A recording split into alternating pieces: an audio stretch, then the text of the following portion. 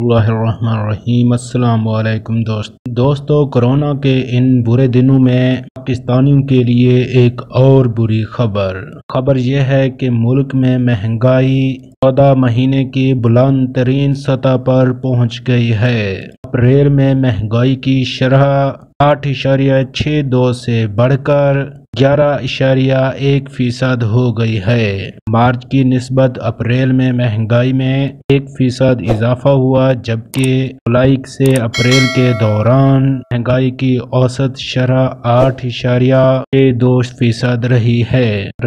اشیاء ضروریات کی قیمتوں میں ماہانہ اور سالانہ بنیادوں پر اضافہ ریکارڈ کیا گیا ہے۔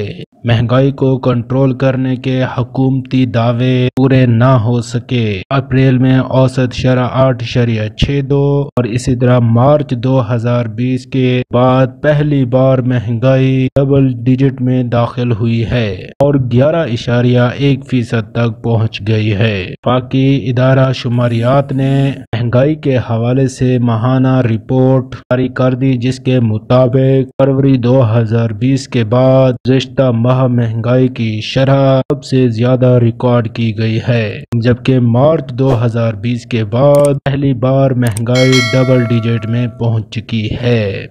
مزید اپڈیٹ کے لیے چینل کا وزٹ کریں۔ اللہ حافظ۔